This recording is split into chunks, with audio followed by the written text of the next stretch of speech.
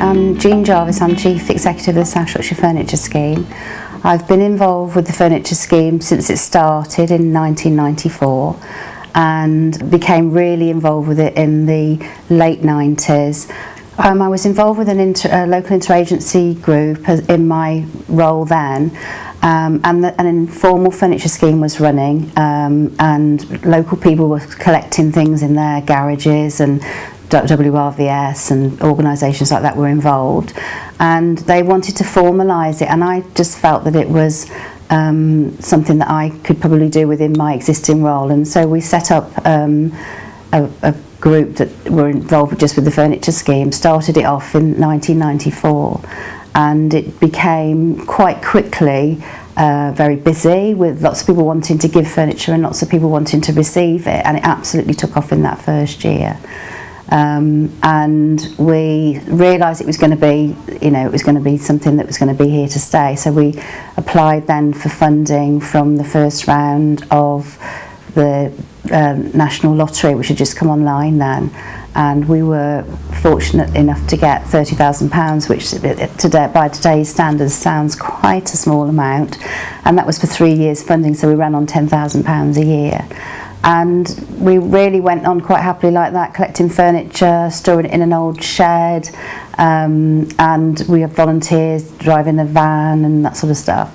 And really, as we were quite successful at getting grants in and that sort of thing, but small grants, we were very grant dependent, and we really started to realise towards the end of the 90s that the furniture was a valuable resource.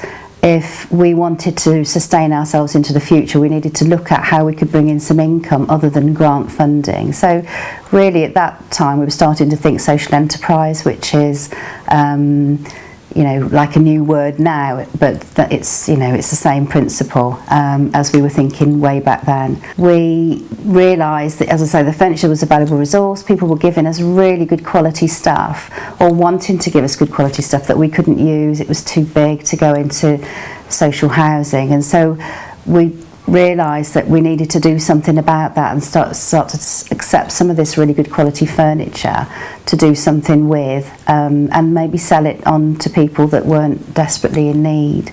And we got some Pump Prime funding at the end of the 90s to set up a carpentry workshop, and it took off quite quickly. The training aspect of what we did came in then as well, and we were training people in carpentry, people from all sorts of different backgrounds, people with disadvantaged, people with learning difficulties.